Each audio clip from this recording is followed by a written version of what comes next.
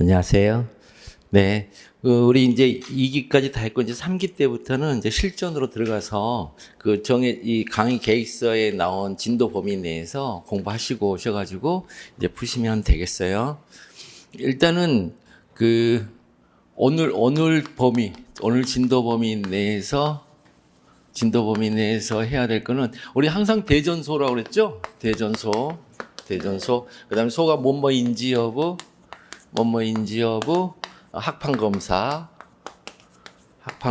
이렇게 될 수도 있고, 학설 없이 그냥 판사 이렇게 될 수도 있고, 이렇게 이 두 가지로 이렇게 네 가지 뭐뭐인지, 그다음에 마지막에 이제 설문 해결 이렇게 되거든요. 요 구조를 잊어버리면 안 돼요. 여기 문제의 소재, 이것은 이제 문제의 소재. 문제의 소재. 그래서 이게 이제 3단 논법이에요. 대전제, 소전제, 결론. 이렇게 3단 논법이거든요. 이게 바로 사람은 죽는다. 그 다음에 소크라테스가 사람인지 여부 했더니 판례가 있어요. 사람은 뭐를 만다. 사는 경우 봤더니 뭐를 가지고 있으므로 소크라테스는 사람이다. 하면 결론적으로 소크라테스는 죽는다. 이런 식으로 이루어지는 거예요. 완벽하게 이렇게 쓰는 거예요. 판결문이 다 이렇게 쓰여져 있거든요. 이렇게 쓰여져 있어요. 그럼 오늘의 이제 진도 범위가 뭐였냐면 1회차가 대상적격까지죠. 한계론에서 대상적격까지. 한계론에서 대상적격까지 이제 올 건데, 한계론은 뭐냐면 눈이 말씀드렸지만 소장의 청구 취지 1번 있죠? 청구 취지 1번을 어떻게 쓸 거냐에 관한 문제예요. 청구 취지 1번을 어떻게 쓸 거냐의 문제인데, 이 앞부분하고 이 뒷부분이 있죠? 이 뒷부분. 앞부분과 뒷부분. 이 앞부분을 이제 소송 본질상 한계라 그러죠? 이걸 소송 본질상 한계라 그러고, 이거는 이제 권력 분립상 한계라 그러고, 이렇게 이제 학자들은 이렇게 얘기를 해요. 이렇게 얘기를 하는데 우리들은 이렇게 쓰면 안 돼요. 우리는 이렇게 쓰면 안 돼요. 케이스 풀이로 나오는 한은 케이스로 풀이하라 이렇게 나오는 한은 이 논문형으로 쓸 수가 없어요. 쓸 수가 없고요. 그래서 요 부분에 뭐지? 여기는 뭐냐면 이 부분에 시험 문제 낼 수 있는 건 통치행위밖에 없어요. 이 부분에 시험 문제 낼 수 있는 건 통치행위밖에 없어요. 사실은 이제 법령을 쓸 수 있냐, 이렇게 이제 통치행위가 이제 법령을 쓸 수 있냐, 이렇게 문제가 되는데, 통치행위는 왜 여기다 시험 문제를 내냐면, 첫 번째는 취소소송의 대상이 되는 처분은 맞아요. 통치행위는 취소의 대상이 되는 처분은 맞아요. 처분은 맞는데, 이걸 인정이 되는데, 문제는 여기다 쓸 수 있냐는 거예요. 쓸 수 있느냐. 쓴다는 얘기는 뭐예요? 통제할 수 있느냐는 거죠. 사법심사의 문제죠. 사법심사가 가능하냐. 이게 이제 여기는 인정이 되는, 그래서 2단계로 하기 때문에 시험 문제 굉장히 많이 나와요. 통치행위는 2단계로 해요. 2단계. 그럼 여기다가 이제 쓸 수 있다는 것을 우리 배웠죠. 취소, 여기 뒷부분에 이제 우리는 기본적으로 취소한다라고 일단은 접하고 이제 들어가니까, 취소한다고 접하니까 여기다가 썼을 때 대통령의 파병 결정을 취소한다라는 판결을 구합니다. 이렇게 쓸 수 있느냐 했더니, 대통령의 파병 결정은 취소의 대상이 되는 처분이면 분명해요. 분명한데 문제는 통치행위라서 사법심사를 스스로 억제한다. 사법심사권의 행사를 스스로 억제한다. 그래서 통제에서 벗어나는 영역이 있을 수 있다. 그 판례. 그래서 여기서도 됐죠. 그래서 항상 여러분들 인정한다 완다 할 때 항상 판례 있잖아요. 판례 암기하고 여기도 판례 암기하는 게 훨씬 중요해요. 학설 기억 안 나도 상관없어요. 학설을 안 쓰면은 1점에서 2점 차이 나요. 어떤 친구 학설을 완벽하게 썼어요. 저는 학설을 안 썼어요. 2점 차이 나요, 2점 차이. 근데 학설을 완벽하게 쓰는 사람이 아무도 없어요. 수험생 중에. 그래서 기껏 차이 나봐야 1점 차이예요. 그러니까 굳이 학설 같은 거 생각이 나면 쓰면 좋은데, 만약 생각이 안 난다 그러면 판례 사안을 용어로 쓰시면 되겠어요. 이쪽으로. 그러니까 판례는 완벽하게 외우셔야 돼요. 판례는 필수적으로 암기하셔야 돼요. 필수적으로 암기하셔야 되고요. 여기에 그다음에 이제 통치행위가 시험 문제 나오고 이 법령 같은 경우는 취소의 대상이 되는 처분이냐 일로 가서 취소의 대상이 되는 처분이 안 되기 때문에 이게 이제 문제가 되는 거예요. 만약에 처분적 법령이라면 상관이 없는데 그러니까 나가면은 못 쓴다. 이제 그래서 여기다가 목적을 쓸 수 있느냐 이게 소송 본질상 한계고 그다음에 이제 이쪽과 관련된 것은 뭐냐면 취소한다라는 말 대신에 하여서는 아니 된다. 하여서는 아니 된다. 이 표현을 쓸 수 있다거나 아니면은 뭐뭐 하여야 한다. 뭐뭐 하여야 한다. 허가를 하여야 한다라는 판결을 구합니다. 이런 거. 뭐 허가하라. 뭐뭐 하라라는 판결을 구합니다. 이렇게 한다거나. 어쨌든 그러니까 뭐뭐 하라라는 하여서는 아니 된다. 혹은 뭐 하여야 한다라거나 하라. 라는 이런 것을 여기다 쓸 수 있느냐의 문제. 요거는 권력분립상 한계라고 하는데 그렇게 쓰면 안 되죠. 행정법 3조와 4조를 이제 가지고서 하는데 여기는 사실 약간의 학설을 여기는 좀 알고 있는 게 중요하죠. 여기는 학설을 알고 있는 게 중요해요. 왜냐하면 여기서부터 이제 행정개입 청구권이니 이것들이 시작되기 시작해요. 여기서부터 그 행정개입 청구권을 인정할 거냐 말 거냐에 대한 그 본질적인 견해 차이가 여기서부터 출발점이에요. 여기서부터 출발선. 그래서 그런 그 소송 형식을 인정하자. 그럼 소송 형식을 인정한다면 이행소송을 인정한다. 뭐 마라라는 이행소송을 인정한다면은 그러면 이행소송에 실현하고자 하는 법률관계가 뭐냐 했더니 그거는 청구권이다. 그러면 의무이행 청구권, 행정 개입 청구권이네. 그럼 행정 개입 청구권을 인정하자는 거네. 이렇게 이제 시작하는 거거든요. 그래서 이거를 이제 한계로 해서 이제 배우시고, 그 다음에 이제 결론이 뭐냐면, 통치행위가 아닌 취소의 대상이 되는 처분. 통치행위가 아닌 취소의 대상이 되는 처분을 여기다 쓸 수 있다. 첫 번째. 그래서 이제 그게 대상적인 문제로 하고, 그 다음에 뒷부분은 취소한다, 무효임을 확인한다, 부자의가 위법임을 확인한다, 이런 것만 쓸 수 있다라고 판례가 했죠. 여기 열거적으로 봤죠. 자, 거기까지.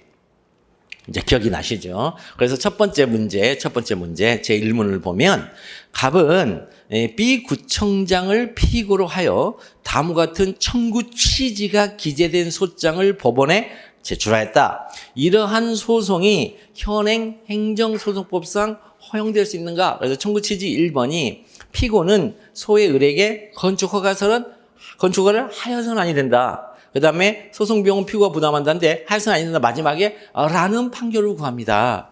그럼 이 라는 판결을 구합니다가 행정소송법에는 뭘로 나온다고요? 항고소송. 행정법 제4조의 항고소송이죠. 라는 판결을 구합니다. 그러면 라는 판결을 구합니다야요. 행정법 제4조의 항고소송으로 갔더니 행정소법 제4조에는 취소소송, 무효등 확인소송, 부작위 확인소송이 있죠. 그래서 취소소송은 청구 취지 1번의 뒷부분에 취소한다 이렇게 써야 되고, 무효등 확인소송은 뒷부분에 무효임을 확인한다 이렇게 써야 되고, 부작위 확인소송은 부작위가 위법함을 확인한다 이렇게 쓴다는 거죠. 뒷부분 위법함을 확인한다 이렇게 청구 취지를 라는 판결을 구합니다. 이렇게 돼 있는데 그렇게 그 4조에 없는 하여서는 아니 된다라는 것을 할 수 있는가 이거죠. 그러면 일단은 이 문제, 그러니까 이쪽에 관련된 것들을 풀이할 때는 이 청구 취지 1번의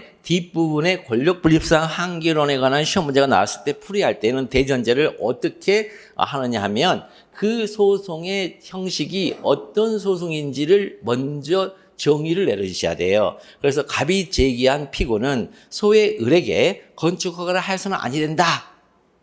이런 소송 형식이 있죠. 갑이 제기한 소송 형식은 이렇게 써야 되는데, 갑이 제기한 소송 형식이 봤더니 청구 취지 1번이죠. 그래서 갑이 제기한, 피고는 소의 을에게 건축허가를 하여서는 아니 된다는 소송 형식은 소위 예방적 금지 소송이다. 이게 대전제예요.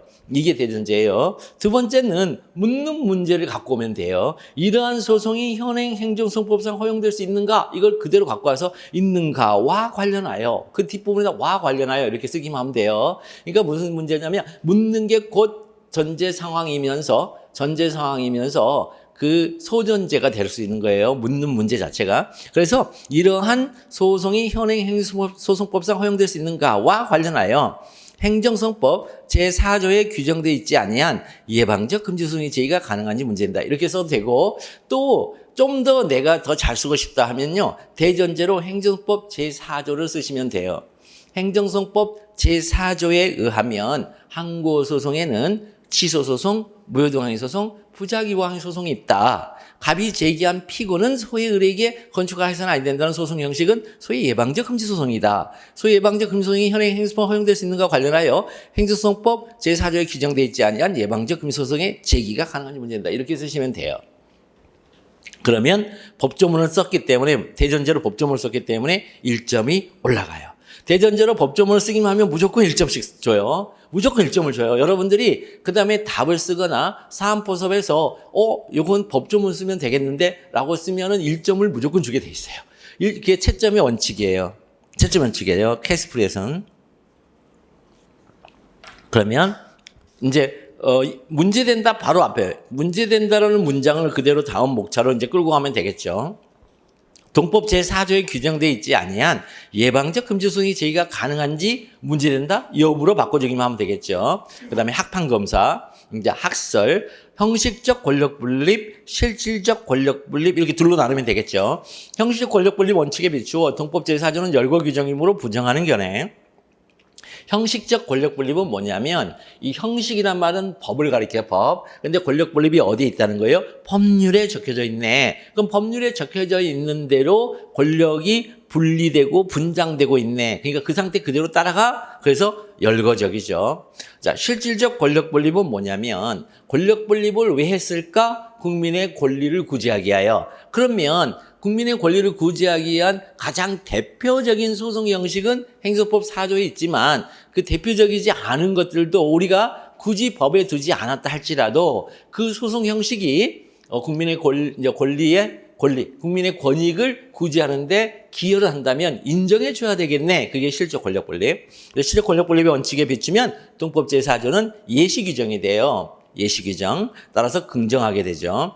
거기에 설령 언급이 없더라도 그 다음에 여기서 이제 바로 여기서 행정개입 청구권이 나오는데 처분 요건이 이르적이며 미리 구제하지 않으면 회복하기 어려운 손해 발생의 우려가 있고 다른 구제 수단이 없는 예의적 경우 이걸 뭐라 한다? 재량이 0으로 수축되는 경우 재량이 0으로 수축되면 특정 행위 발급 청구권이 발생하고 특정 행위 발급 의무가 발생하죠. 그래서 여기서도 부지하기 의무가 발생한다는 거죠. 상대방한테. 그래서 경우에만 가능하다는 견해 등이 있다. 판례, 피고에 대하여 이 사건 신축 건물의 준공 처분을 하여서는 아니 된다는 내용의 부작위를 구하는 원고의 예비적 청구는 행정소송에서 허용되지 아니하는 것이므로 부적법하다. 이렇게 판례가 나왔어요. 판례가 취소소송의 주의적 청구와 예비적 청구 두 개가 있는데 예비적 청구 이거 있잖아요. 굳이 머릿속에 안 들어오면 안 써도 돼요. 그냥 원고의 청구는 이렇게 써도 돼요. 그 다음에 검토. 행정소송법은 행정소송법이라는 것 자체가 절차법이죠. 가장 실체법, 절차법이 있죠. 조직법, 실체법, 절차법이 있어요. 그런데 가장 대표적인 절차법이죠. 소송법은. 그래서 행정소송법은 소송법이니까 절차법이죠. 절차법에는 그 유명한 절차 법정주의가 적용되죠. 법정주의가 적용되죠. 그러니까 법정주의에 의하면은 열거적이죠. 그 다음에 항고소송은 행정청의 판단에 대한 사후적 통제죠. 즉 뭐뭐라는 판결을 구합니다 라는 이 문구를 쓸 수 있다는 것은 행정청의 판단이 먼저 존재해야 되는 거죠. 그런데 건축허가를 하여서는 아니 된다. 이거는 뭐예요? 건축허가를 한다라는 판단이 온데도 불구하고 법원에게 네가 먼저 판단하면 안 될까? 라고 하고 있기 때문에 라는 판결을 구합니다라는 소송 형식을 이용할 수가 없는 거죠.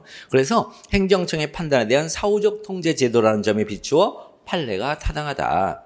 그러면 소결, 동법 제4조에 규정되어 있지 않은 예방적 금지소송의 제기가 가능하지 않다. 그럼 설문의 해결은 뭐예요? 묻는 문제를 그대로 쓰면 되겠죠. 이러한 소송이 현행 행정소송법상 허용될 수 있는가? 라고 물어봤으니까 갑이 비구청장을 피고로 제기한 피고는 소의 의뢰에게 건축을 해서는 아니 된다는 청구는 소위 예방적 금지소송으로서 현행 행정소송법상 허용될 수 있는가? 허용되지 아니한다. 이걸 꼭 써주셔야 돼요. 이걸 안 쓰는 분들이 너무 많아요. 설문 해결을. 자, 이런 식으로 쓰시면 되겠습니다. 이렇게 이제 15점이 될 때는요. 15점이 될 때는 문제의 소재가 2점, 그 다음에 설문의 해결이 1점, 그럼 가운데 있는 게 12점, 뭐 이런 식으로 이제 할 수도 있고, 어떤 분들은 3점, 2점, 그 다음에 7점 이렇게 줄 수도 있습니다. 10점, 3점, 2점, 10점 이런 식으로. 어떤 식으로 가든 간에 판례가 매우 중요합니다. 조문과 판례가 가장 키예요. 그 다음에 제2문은 자, 그리고 나서 이제 여기까지 했고, 그럼 이제 대상적격으로 넘어가서 이제 대상적격에서는 대전제가 두 개가 있죠, 두 개. 대전제는 능히 말씀드렸지만 99.9%가 법률 규정이란 말이죠. 법률 규정이죠. 법률 규정으로 존재하고 있어요. 대전제가 99.9%가 법률 규정의 형식으로 존재해요. 우리 눈에 보이게끔 존재를 해요. 이걸 집단지성이라 하죠. 집단지성. 그럼 대전제가 이제 대상적격과 관련된 대전제는 19조와 이제 2조 1항 1호가 있죠. 2조 1항 1호가 있는데 이 양자 사이를 여기서 먼저 처분이 뭔지를 먼저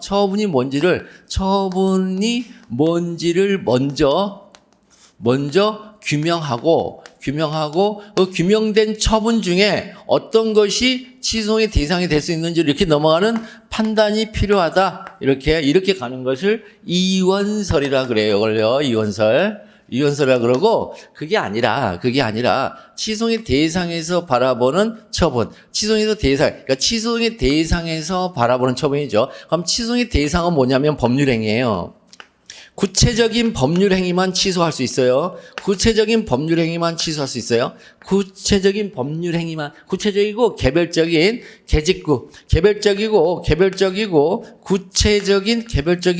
구체적인 법률 행위만 취소할 수 있어요. 그러면 구체적인 법률 행위인 처분이 뭘까를 물어보는 게 있어요. 이게 이론설이에요. 이거 이원설이고. 그래서 이원설과 이론설을 쓰는 데가 아무 데도 없어요. 유일하게 처분적 법규, 구속적 계획, 권력적 사실행위 이 세 영역에서만 이원설을 살짝 소개해주고 나머지는 다 이론설에 기초한 판례에 의해서 평가를 하는 거예요. 그래서 여기서는 판례 사는 경우 이렇게밖에 안 나오는 거예요.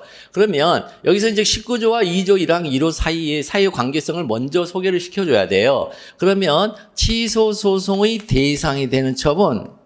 자, 여기 보면 판례가 이제 뭐라고 그러냐면 여기 보면 이제 19조 2조 1항을 하면 행정청에 행하는 구체적 사실에 관한 법 집행으로서의 공권력의 행사 또는 그거보와 그 밖에 이에 준하는 행정작용이에요. 행정행위가 아니라 행정작용. 이렇게 됐을 때 우리 판례는 어떻게 요 세 개를 어떻게 이제 보고 있냐면 이렇게 보는 거예요. 공권력의 행사 또는 그거보. 공권력의 행사와 그 밖에 이에 준하는 행정작용. 이렇게 봐요. 우리 판례가 요걸 이렇게 둘러봐요. 그래서 그렇게 해서 이 그거부는 뭐예요? 또는이기 때문에 공권력 행사와 크기가 유사해야 돼. 이렇게 보는 거예요. 그래서 그거부를 판례가 뭐라고 그러냐? 취소 소송의 대상이 되는 거부처분 그래요.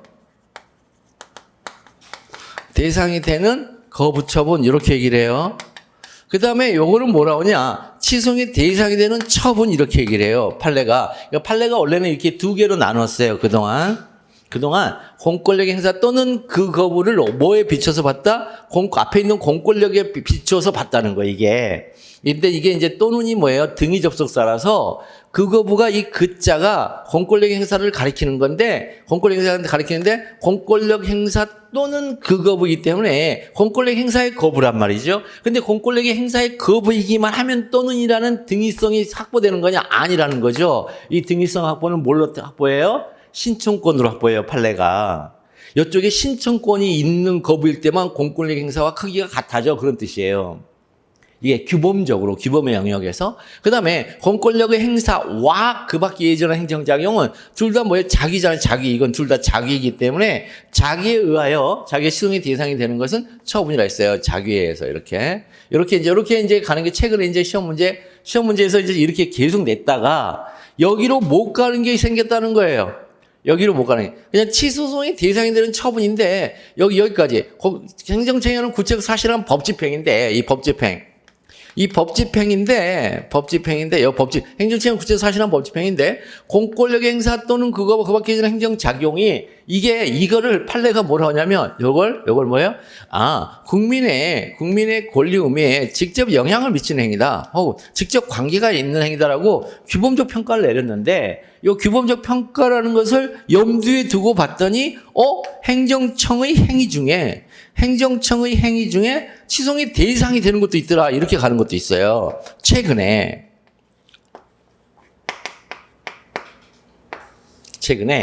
관행실법태가 이렇게 가는 거예요. 자, 그러니까 이거는 뭐예요? 구조가 이원설에 입각해 있죠. 구조가 이원설에 있게 있잖아요. 여기서 처분이 뭔지를 먼저 행정청의 행위가 뭔지를 먼저 규명한 다음에 그게 수송의 대상이 될 수 있을까? 관행실법태를 통해서 수송의 대상이 될 수 있을까? 이렇게 판단하니까 구조가 이원설에 얘기한 구조잖아요. 그래가지고 판례 평석이 다 이원설에 의해서만 관행실법태를 이해할 수 있다는 평석이 그렇게 나오기 시작한 거예요.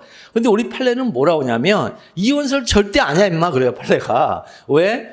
어떤 행정청의 행위가 치송의 대상이 되는지는 치송의 대상이 되는 처분이 국민의 권리에 직접 영향을 미치라는 행위라는 점을 염두에 두고 관행실법태 등을 종구개판 종합적 고려의 개별적 판단 이렇게 나와요. 이걸 염두에 두. 이 표현을 놓치질 않아요. 그러니까 무슨 얘기예요? 이론서를 기저에 깔고 있다는. 이론서를 기저에 깔고 있어요. 우리 판례가. 자, 요거를 염두에 이제 두고서 우리가 이제 시험용으로 우리가 이제 뭐 해야 돼요? 치환을 시켜야 되는데, 요 판례 이게 세 개를 기억하세요. 어떻게 한다? 세 개는 문구 기억. 첫 번째, 치송이 대상이 되는 거부처분. 그신 그거 구구. 치송이 대상이 되는 처분. 행공특보 권익위 국권직관. 행정청의 행위가 치송이 대상이 되는지는 관행실법태. 요 세 개 판례 꼭 기억해야 돼요. 이렇게요. 주어가 달라요, 주어가 달라요. 여기는 치송이 대상이 되는 거부처분이란 그신 그거 구국이다. 그 다음에 치송이 대상이 되는 처분이란 행공특보 권익위 국권직관이다. 행정청의 행위가 치송이 대상이 되는지는 주어가 달라요, 주어가. 이 주어가 다른 판례들을 다 머릿속에 기억을 하고 있어야 돼요. 자, 일단 이거고. 그래서 대전제로는 어쨌든 엔드로 할 수밖에 없어요. 우리 판례가 이론설에 기초하고 있기 때문에 대상적 격에 있어서의 대전제는 뭐다? 엔드로 기억해라, 엔드로 기억을 해라, 엔드로 기억하고, 그 다음에 실제 시험 문제 이제 여러분들한테 제일 시험 문제 많이 나오는 게 거부처분이 제일 시험 문제 많이 나오고, 두 번째 시험 문제 나오는 게 신고에 대한 수리로 시험 문제, 수리거부로 시험 문제도 많이 나오고, 이렇게 많이 나와요, 시험 문제. 이렇게 나오고, 현재 이제 시험 문제 우리 시험에서는 안 나온 게 이제 대장의 등재, 대장의 이제 수정 문제, 건축물 대장, 그 다음에 토지 대장에 있어서 요 수정 문제, 그래서 이걸 이제 등재행위라고 하는데, 등재행위. 그 다음에 시험 문제 아직 안 나왔어요, 우리. 시험 문제. 이건 나왔어요. 입법고시에서 나왔는데 아직 안 나온 거. 그 다음에 이제, 또 시험 문제 나올 만한 게, 이제 개별공 같은 건데 개별공시지가죠. 개별공시지가. 여기도 시험 문제 아직 안 나왔고, 그 다음에 이제, 관행실법태 이제 시험 문제로 이제 넘어갈 건데, 관행실법태 시험 문제는 많이 이제 현재는 많이 다 넘어갔어요. 일로 다 넘어갔고, 그 다음에 또 나오는 게 의제효의 의제효 문제. 의제효.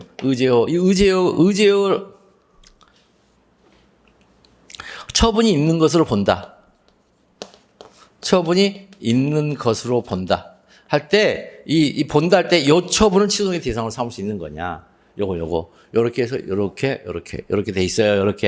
요거 시험 문제, 이제 이거 가지고 나올 거예요. 시험 문제. 그러면, 여기 이문은 뭐냐 하면, 이제 토지 지목 정정이죠. 대장에. 갑은 1974년 5월 25일 시구동 58의 1대에 155평방미터 같은 동 59의 1 대 162평방미터에 대한 소유권을 취득하였는데 본래 이 사건 토지 지목이 대였음에도 관할 행정청은 75년 7월 28일 직권으로 그 지목을 대에서 전으로 변경했어요. 이 대라는 것은 건물을 지을 수 있는 거예요. 건물을 지을 수 있는 땅을 대라 그래요. 그 다음에 이 전은 밭전자라서 여기는 진짜 농사만 지을 수 있는 거예요. 그래서 전으로 변경을 해버리면 거기에 어떤 건물도 지을 수가 없어요. 개발 행위를 할 수가 없어요. 전으로 변경해버리면. 갑은 2005년 7월 25일 을에게 이 사건 토지에 관하여 대에서 전으로 지목을 변경한 조치는 아무런 법적 근거 없는 무효이니까 지목을 대로 환원하여 달라는 취지의 토지 지목 정정 신청을 했어요. 그러나 을은 같은 달 27일 이 사건 토지는 지적법 21조 24조가 정하는 등록사항 정정 대상 또는 지목 변경 대상 토지가 아니란 이유로 청구인의 위 신청을 반려했다. 이에 갑은 취소를 제기하고자 한다. 그 신청한 행위인 토지 지목 정정 행위를 수송의 대상인가? 이게 거부 처분이 취소의 신청을 반려한 게 취소의 대상이냐고 물어본 게 아니에요, 지금요. 여러분들은 반드시 묻는 문제를 꼭 관심 있게 봐야 돼요. 타입3 에러를 범한 사람들이 되게 많아요. 딱 읽다 보니까. 그래서 항상 바텀업으로 읽는 거죠. 그 신청한 행위인 토지 지목 정정 행위는 취소의 대상이 되는가? 그 국이잖아요. 원래 반려가. 그 중에 여기 이것만 물어봤단 말이죠. 그러면 참조조문에 지적법에 보면 토지의 등록, 그 다음에 지목 변경 신청, 등록사항의 정정 이렇게 나왔죠. 이 38조에 등록사항의 정정이 있죠. 토지 소유자는 지적공부의 등록사항에 오류가 있음을 발견할 때에는 소관청에 그 정정을 신청할 수 있다 했죠. 그럼 이제 정정을 신청하면 신청할 수 있다. 그러면 이제 등록을 해줄 거 아니에요. 그럴 때 이 등록사항의 정정인데 이 등록이 이게 자족적 신고냐 수리를 요하는 신고냐가 문제가 되는데 요거 있잖아요. 요거요. 이것 뭐냐 자족적 신고예요. 이게 원래. 이게 그래서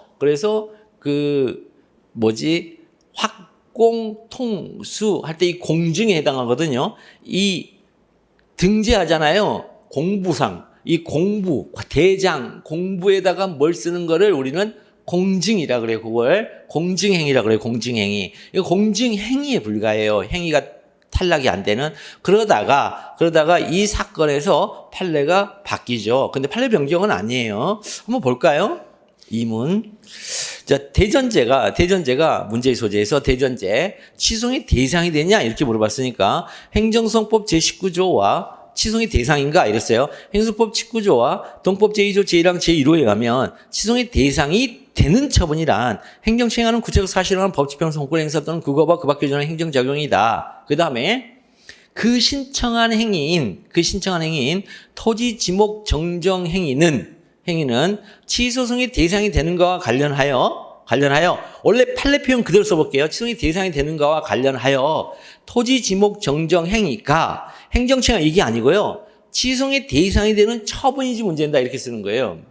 판례로 쓸 때는 행정청에 행하는 구체적 사실은 법적 공권력 행사인지 문제된다 이렇게 써도 되는데 판례 쓸 때 금방 얘기했었죠. 아까 공권력 행사 그 다음에 공권력 행사와 그 밖에 예전의 행정작용 우리 판례는 뭐라고 했다? 취소승의 대상이 되는 처분. 따라서 이게 취소승의 대상이 되는 처분인지 문제된다 이렇게 이제 써도 돼요. 취소승의 대상이 되는가와 관련하여 취소승의 대상인가와 관련하여 취소승의 대상이 되는 처분인지 문제된다. 취소승의 대상인가와 관련하여 취소승의 대상이 되는 거부처분인지 문제된다. 취소승의 대상인가와 관련하여 취소승의 대상이 되는 행정청의 행위인지 문제된다. 이렇게 순차적으로 여러분들이 쓰면은 좋은 점 써둬요. 이렇게 써도 되는데 이것보다는 이제 이거 대전제로도 소전제를 뺏는 작업을 여러분들이 훌륭하게 그동안 계속해 오셨기 때문에 이제는 거기서 조금 더 점핑을 해서 여기 행정청에 행하는 구체적 사실은 법치면서 공권력 행사 이 표현을 취소승의 대상이 되는 처분으로 표현을 바꿔도 이제는 자연스럽게 수긍을 할 거다.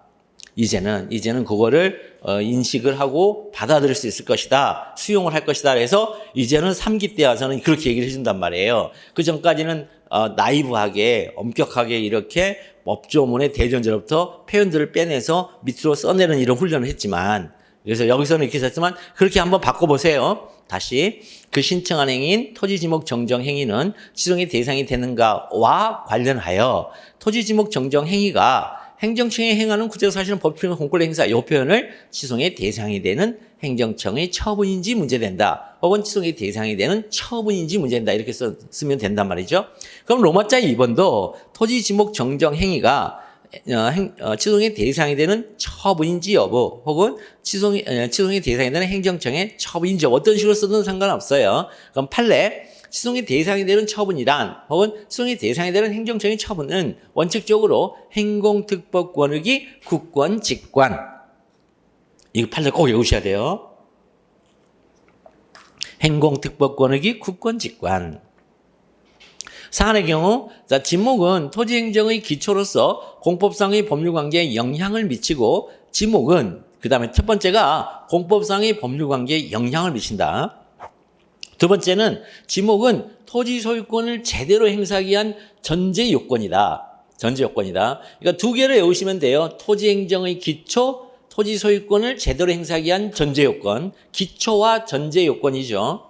기초와 전제 요건이에요. 그래서 토지 소유자의 실권 밀관, 토지 소유자의 실체적 권리 관계에 밀접하게 관련되어 있어. 실권 밀관, 그 실권 밀관을 어디로 연결시켜요? 국권 직관으로 연결시키는 거예요.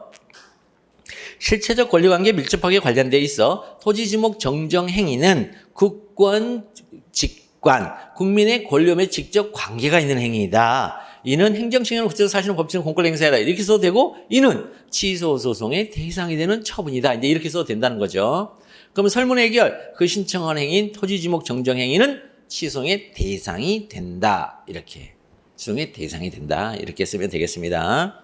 쉽죠? 그동안 계속 해왔던 거예요. 대전소포, 대전소포, 대전소포, 대전제, 전제 상황, 소전제 빼내기. 그 다음에 소전제 뭐뭐인지 문제된다가 소전제인데 그 소전제에 대한 뭐예요? 결론을 내려주기. 기다 아니다. 그래서 기다 그러면은 대전제에 비추어서 설문을 해결해서 물어보는 문제에 대한 답을 해주기. 이렇게 순차적으로 팅팅팅 넘어가시면 되겠어요. 자, 여기까지가 이제 법정, 그러니까 여기까지 요거 여러분들 있잖아요. 그 가지고 있는 교재 중에 특히 거부 처분, 그다음에 신고와 수리 관계 교재 내에서 그다음에 지금 봤던 대장애의 등재 행위 각종 공부, 그다음에 관행실법 제8호로 이제 빼내는 거, 요거, 그다음에 처분 있는 요거는 아직 시험 문제 안 냈는데 우리 시험 문제는 낼 것 같지는 않고요. 요건요, 의제요 사건은. 그래서 요 네 개는 반드시 정확하게 한 번 더 확인을 하고 가셔야 돼요. 시험 지금 공부하고 있는 교재 중에 특히 이 네 부분은 특히 좀 잘 보고 가셔라. 이번 시험에 대비해서. 자, 그다음에 이제 이거는 문서 하나고 이제 문서 2개짜리가 나오는 것은 자, 문서 2개짜리가 나오는 것은 자, 재결 처분서가 있고 재결서가 있는 경우죠. 처분서가 있고 재결서가 있는 문서 2개가 이제 나오는 경우, 이 처분서 재결서가 있을 때는 처분인지 여부 이런 거 따질 이유가 없죠. 왜냐하면 재결은 뭐예요? 처분이니까 나온 거죠. 재결은 우리 행정심판법에는 항고심판밖에 없잖아요. 항고심판은 처분에 대한 심판이라는 뜻이죠. 그러니까 재결이 나왔다는 얘기는 앞에 있는 게 처분이라는 거예요. 그죠? 재결이 나왔다는 건 앞에 있는 게 처분이다. 그러니까 이게 행공특법권익이 국권직관이네. 무슨 관행시효 그런 거 따질 이유가 없다는 거예요. 이건요. 그건 따질 이유가 없어요. 그러니까 오로지 여기는 뭐에 묻는 문제가 첫 번째 취소소송의 대상이 뭐지? 이런 거죠. 취소의 대상이 뭘까? 대상이 뭘까가 이제 되는 건데, 수송의 대상이 될까가 이 2개가 있을 때, 수송의 대상이 될까가 있는데, 첫 번째는 이 처분이 침익적인 경우와 두 번째는 수익적인 경우에 의해서 달라진다는 거죠. 이 처분서가. 그래서 침익적인 경우에는 어떤 거 하는 거죠? 침익적인 경우에는 행정심판법에 의하면 불이익변경 금지 원칙이 적용되죠. 더 중한 처분을 해서는 안 되죠. 재결청은. 행정심판법에 의하면 불이익변경 금지. 안 갖고 왔네, 법전. 불이익변경 금지가 있죠, 거기에. 그래서 재결로 더 중한 처분을 내릴 수가 없어요. 그죠? 그래서 반드시 경한 처분이 나오게 돼 있어요. 아니면 경한 처분 하기 싫으면 기각을 하거나. 기각을 하거나 반드시 경한 처분하게 돼 있죠. 자, 그래서 치밀적일 때는 경한 처분이 나올 수밖에 없죠. 경한 처분 아니면 기각 재결. 둘 중에 하나밖에 안 나오죠. 그죠? 그러니까 경한 처분이거나 치밀적일 때 경한 처분이거나 아니면 기각 재결이거나 아예 인용해서 아예 없애버리거나 인용해주거나 이 세 가지밖에 안 나오죠. 그 다음에 수익적 처분은 둘 중에 하나죠. 인용 아니면 기각이죠. 수익적 처분에 대해서는 인용 아니면 기각이죠. 왜냐하면 제3자가 제기하는 것이기 때문에 여기는 제3자가 제기하는 거죠. 치밀적이 뭐예요? 직접 상대방이 제기하는 거죠. 심판 청구를 직접 상대방이 하는 거고 이 수익적인 건 심판 청구를 제3자가 하는 거죠. 그랬을 때 이 치밀적일 때는 이 재결서가 나왔을 때 이 재결이 뭐예요? 경한 재결 혹은 기각 재결, 인용 재결이죠. 그랬을 때 경한 처분일 때는 뭘 한다? 취소되고 남은 원처분서로 간다는 거죠. 취소되고 남은 원처분서. 그 다음에 기각 재결일 때는 원처분 중심이니까 원처분 취소송. 원처분 취소의 대상으로, 이 취소의 대상이 취소되고 남은 원처분이고 기각 재결일 때는 원처분이죠. 인용 재결일 때는요. 뭐 안 가죠. 왜냐면 얘가 원고적 격이 없잖아요. 직접 상대방이. 이게 수익적이잖아요. 인용재결, 치밀적 처분을 취소, 소급 무효화하는 인용재결은 수익적이잖아요. 수익적이어서 원고적 격이 없어서 못 가죠. 취소로. 그 다음에 수익적, 여기서는 제3자가 수익적 처분의 제3자가 인용재결을 받았어요. 재결로. 인용재결을 받았어요. 혹은 기각재결을 받았어요. 그럼 기각재결을 받을 때는요. 원처분 취소를 제기하면 되죠. 다시 제3자가 원처분 취소를 제기하면 되는데 인용을 받았을 때 이제 문제가 되는 거죠. 제3자는 원고적격이 없죠. 그럼 원고적격이 없으니까 인용재결일 때 여기서 이제 뭐다? 취소의 대상이 됐으니까 첫 번째 취소의 대상이 밝혀졌으니까 두 번째는 뭐다? 이게 취소의 대상이 요거니까 이게 19조 본문 소송이냐 단소송이냐 이게 문제가 된다고 그랬죠.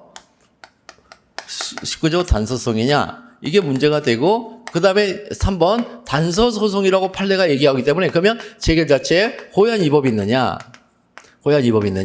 요거 그랬을 때 재결 자체에 호연 위법이 있을 때 내용의 위법이 있느냐 내용의 위법을 과연 따질 수 있느냐 내용의 위법이 도대체 뭐냐 그랬더니 위법 부당하게 행한 인용재결을 말한다. 인용재결. 위법 부당한 인용재결이다, 이거. 그래서, 맞다. 그래서 사원, 여기서 결론이죠, 결론. 그 설문 해결. 이렇게 이제 들어가는 거죠, 요거. 요 구조만 잘 알면 되겠어요. 그래서 여러분들은 반드시 요거, 치밀적이냐, 수익적이냐를 먼저 보시는 거예요, 처분이. 그러고 나서 취소의 대상이 뭘까? 고민하는 건데, 취소의 대상이 여기서는 취소되고 남은 원처분이다. 아니면은 기각적인 때는 원처분 취소로 간다. 이걸로 끝. 근데 이쪽으로 내려오면은 여기서는 이 본문성이냐 단성이냐 이게 있고 그러면 재결 자체 고양 위법이 있는 경우에 해당하느냐 이렇게 들어간다는 거. 저거를 기억하시면 되겠어요. 저거를 기억하시면 돼요. 자, 그래서 이 산문을 보면은 보건복지부 장관이 갑에 대해서 행한 의약품 제조 품목 허가 처분에 대하여 을이 이미 자신에게 허가한 의약품과 동일 유사한 명칭을 사용하는 의약품에 대하여 허가를 한 것이어서 위법하다는 이유로 행정심판을 제기하자 위 허가에 관한 처분청 겸 재결청인 보건복지부 장관은 국무총리 행정심판위원회의 의결을 거쳐서 위 허가 처분을 취소한다는 내용의 이 사건 취소 재결을 하였고 그 다음에 이어서 갑에게 위 허가 처분을 취소하는 내용의 처분을 하였죠. 갑은 허가 처분 취소 인용 재결에 시송을 제기하고자 한다. 갑의 재결 시송은 가능한가? 이렇게 했을 때 대전제가 19조죠. 문제 소재, 대전제 행정법 이하동법 제19조에 의하면 취소는 처분 등을 그 대상으로 한다. 다만 재결 취소의 경우에는 재결 자체 고의한 위법이 있음을 이유로 하는 경우에 한한다. 이렇게 나왔죠. 그러면 이제 여기서 이제 뭘 하냐면 취소의 대상을 먼저 밝혀줘야 돼요. 대전제에서 의약품 제조 품목 허가 처분에 관한 처분청 겸 재결청인 보건복지부 장관은 국무총리 행정심판의 의결을 거쳐 허가처분을 취소한다는 내용의 이 사건 취소 제기를 하였고 이어서 갑에게 다시 허가처분을 취소하는 내용의 처분을 하였다. 갑은 허가처분 취소 인용 제기의 시송을 제기하고자 한다. 갑이 제기하는 시송은 가능한 것과 관련한 첫째, 갑이 제기하는 취소 인용 재결 취소송이 동법 제19조 본문소송인지 동법 제19조 단서소송인지 문제된다. 둘째, 갑이 제기하는 취소 인용 재결 취소송이 시해버스 운송사업 면허 취소 인용 재결 자체에 고유한 위법이 있음을 이유로 하는 경우인지 문제된다. 이렇게 되는데 중간에 뭐가 하나 빠져있죠. 취소의 대상이 뭔지에 대해서 지금 빠져있죠. 지금. 그래서 취소의 대상에 대해서 얘기를 해줘야 돼요. 첫 번째. 그러니까 여기서 첫째 취소의 대상이 문제된다. 둘째, 이렇게 이제 써가지고 여기서 뭐가 있냐면 갑자기 여기서 왜 저게 나왔지? 그 CFS 그게 아니고 의약품 제조 품목 허가 처분이죠. 의약품 제조 품목 허가 처분, 의약품 제조 품목 허가 처분 취소 재결, 의약품 제조 품목 허가 처분 취소 처분 이렇게 세 가지가 나왔단 말이에요. 세 가지가. 첫 번째 줄에 갑에 대해서 한 의약품 제조 품목 허가 처분 첫 번째. 두 번째가 밑에서부터 세 번째 줄 중간에 이 사건 취소 재결. 세 번째가 두 번째 줄 맨 앞에 밑에서부터 허가 처분을 취소하는 내용의 처분. 이렇게 세 가지 처분이 나왔어요. 이 세 처분 중에 취소의 대상이 뭔지를 먼저 언급을 해 주셔야 돼요. 먼저 언급을 해 주셔야 돼요. 그러면 의약품 제조 품목 허가 처분은 이제 갑이 제기하는 취소이잖아요. 의약품 제조 품목 허가 처분은 수익적 처분이므로 갑은 취소 소송을 제기할 수 없다. 그냥 이렇게 쓰시면 돼요. 아셨죠? 수익적 처분이기 때문에 그 수익적 처분을 직접 상대방인 갑은 취소를 제기할 수 없다. 두 번째. 그 다음에 재결에 따라 취소 재결에 따라 허가 처분을 취소하는 내용의 처분은 취소 재결에 따라 행한 이 사건 취소 재결에 따라 행한 두 번째 밑에서 두 번째 줄 위 앞에 허가 처분을 취소하는 내용의 처분은 취소 재결이 형성 재결이잖아요. 취소 재결이 형성 재결이므로 사실행위에 불과하여 취소의 대상이 되지 않는다. 이렇게 쓰시는 거예요. 사실행위로 취소의 대상이 되지 않는다. 그러면 이제 마지막으로 그러면 취소 소송의 대상은 이 사건 취소 재결이다. 남아있는 건 그거 하나밖에 없으니까 취소의 대상은 이 사건 취소 재결이다. 그걸 써주시고 그 다음에 첫째 그거예요. 첫째가 그 지금 빠졌어요. 첫째. 그 다음에 이제 둘째가 그렇다면 취소의 대상이 이 사건 취소 재결이라면 자, 두 번째, 로마자 2번. 갑이 제기하는 허가처분 취소 인용 재결 취소송이 동법 19조 본문성인 동법 19조 단서성인지 문제된다가 이제 로마자 3번으로 이제 들어가는 거죠. 그러니까 로마자 2번에 취소의 대상이 빠져 있어요, 지금. 이 목차 하나가 빠져 있어요. 그리고 하나하나 써주시면 돼요. 수익적 처분, 그 다음에 수익적 처분 취소 재결, 그 다음에 취소 재결에 따른 취소 재결에 따른 취소 처분. 이렇게. 그러니까 수익적 처분의 취소 처분, 취소 재결에 따른 취소 처분. 이런 식으로 이 세 가지가 있는데 이 세 가지에 대해서 하나씩 얘기를 해주면서 써주면 돼요. 그래서 갑은 수익적 처분의 직접 상대방이므로 취소를 제기할 수 없다. 그 다음에 취소 재결에 따른 취소 처분은 이 취소 재결이 형성 재결이므로 사실행위에 불과하여 취소를 제기할 수 없다. 그렇다면 취소의 대상은 수익적 처분에 대한 취소 재결, 즉 이 사건 취소 재결이다. 이렇게 쓰시면 돼요. 그리고 나서 로마자 3번이 갑이 제기하는 허가처분 취소 인용 재결 취소성이 동법 19조 본문소송인지 19조 단서소송인지 여부 학판검사, 학설 원처분이 존재한다는 거죠. 그러니까 원처분과 재결과의 관계에 있다는 거예요. 허가처분 취소 인용 재결은 원처분과 재결의 관계에 있으므로 재결이 소의 대상이 돼서 19조 단서송이다. 이거죠. 그러니까 원처분과 재결의 관계에 있기 때문에 원처분에 대해서 제기하면 원처분 취소송, 재결에 대해서 제기하면 재결 취소송. 그러니까 재결소니까 19조 단서송이지 이렇게 이제 보는 것이고 순전히 형식적이죠. 그 다음에 당해 취소 인용 재결은 이제 성질로 들어가서 그 성질상 제3자의 관계에서는 최초 처분이 된다. 성질상 최초 처분이 된다는 실질적으로 이제 검토해보자는 견해. 그래서 앞에는 형식적으로 원처분과 재결이 존재해서 재결 수송이다. 여기는 형식은 재결이 맞는데 그 실질은 그 성질은 최초 처분이므로 19조 법문소송이라는 견해. 판례는 원처분과 재결이라는 형식으로 접근하죠. 원처분의 상대방이 아닌 제3자가 행정심판을 청구하여 재결청이 원처분을 취소하는 형성 재결한 경우죠. 취소하는 형성제기를 취소제기를 하죠. 취소하는 형성제기를 한 경우에 그 원처분의 상대방은 그 재결에 대하여 항고성을 제기할 수밖에 없다. 자, 검토. 원처분에 대한 취소 인용 재결이 취소의 대상인 한은 동법 19조 단서의 소송이란 견해와 판례가 타당하다. 그렇죠. 취소의 대상인 한. 이게 원처분에 대한 취소 인용 재결이 재결 취소인 한은 19조 단서성이죠.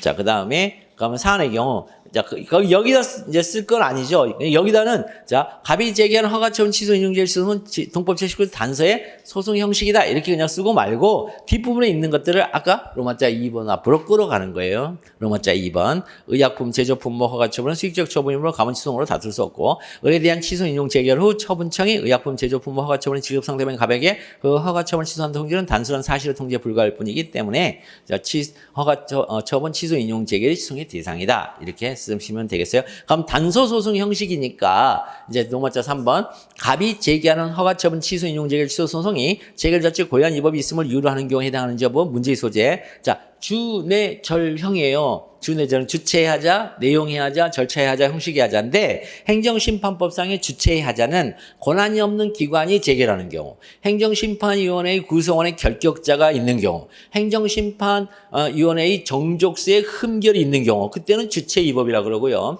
그 다음에 행정심판법상 심판 절차가 있죠. 뭐 직권심리를 해라, 그다음에 청구는 직권조사를 해라, 이런 것들을 절차하지 않은 경우에는 절차위법이고, 그 다음에 재결서는 반드시 재결서로 이제 서면으로 해야 되는데 구두, 말로 한 재결, 그 다음에 서면에 의하더라도 행정심판법 46조 제2항 소정에 주요 기재사항이 누락되거나 이유 기재에 중대한 흠이 있는 경우인 형식의 위법이 재결 자체 고유한 위법에 해당한다는 점에 대해서는 이견이 없는 통설이에요. 단 한 명의 이견도 없어요, 여기는. 그러면 의약품 제조 품목 허가 처분 취소 인용 재결을 다투니까 인용 재결의 주체 절차 형식의 위법은 엿보이지 않죠. 그렇다면 여기 이자를 이와 관련한 그런 게 아니라 앞에 있는 목차를 빼낸다 그랬죠. 갑이 제기하는 허가처분 취소 인용 재결 취소성이 재결 고유한 위법이 있음을 하는 경우에 해당하는지와 관련하여 행정심판법상의 위법이 아닌 내용의 위법이 의약품 제조품 허가처분 취소 인용 재결 자체의 고유한 위법인지 문제된다. 그다음 2번 행정심판법상의 위법이 아닌 내용의 위법이 의약품 제조 품목 허가처분 취소 인용 재결 자체의 고유한 위법인지 여부. 학설. 자, 내용의 위법은 재결 자체 고유한 위법에 포함되지 않는다는 견해, 재결 자체 고유한 위법에 포함된다는 견해. 그냥 이렇게 쓰시면 돼요. 판례는 뭐라고 그러냐면 행정법 제19조에서 말하는 재결 자체의 고유한 위법이란 자, 자체가 뭐냐? 고유한. 자체의 고유한이 뭐냐 그랬더니 원처분에는 없고 재결에만 있는 위법이다. 원처분에는 없고 재결에만 있는 위법인데 거기에 재결청의 권한 또는 구성의 위법. 그게 뭐예요? 주체의 위법, 재결청의 절차나 형식의 위법, 그 다음에 내용의 위법 등을 뜻하고 그 다음에 내용의 위법이 뭔지를 밝혀주죠. 그중 내용의 위법에는 위법 부당하게 인용 재결을 한 경우가 해당한다 이렇게 하죠. 이 판례가 굉장히 애매하죠. 그중 내용의 위법이란 위법 부당하게 인용 재결을 말한다. 내용의 위법이란 위법 부당한 인용 재결을 말한다. 이렇게 쓰면 훨씬 좋을 건데 내용의 위법에는 위법 부당하게 인용 재결을 한 경우가 해당한다 이렇게 써놨죠. 그 다음에 검토 제3자에 있는 처벌에 대한 취소 인용 재결의 내용의 위법은 자 여기서 원처분에는 없고 재결에만 있는 위법이라고 넘어갈 때 그 앞에 하나의 징검다리가 필요하죠. 원처분의 내용과 다른 것.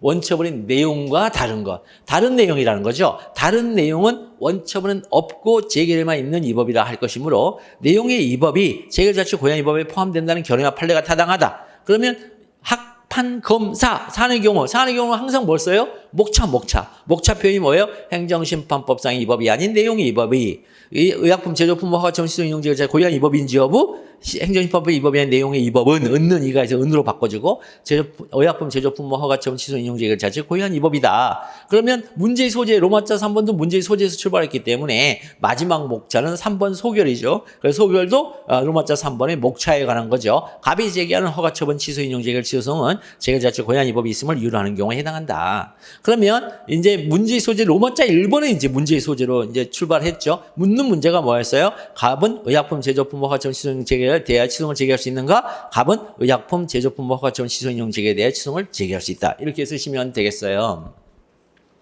그러니까 완벽하게 이 규칙성에 의해서 쓰시는 거니까 너무 과하게 애워가지고 너무 심하게 막 이해를 해서 쓰시려고 하면 안 돼요. 자, 조금 쉬었다가 이제 교재 우리 백발백중 교재 있었죠? 교재 그거 가지고 다시 한번 확인 한번 해볼게요.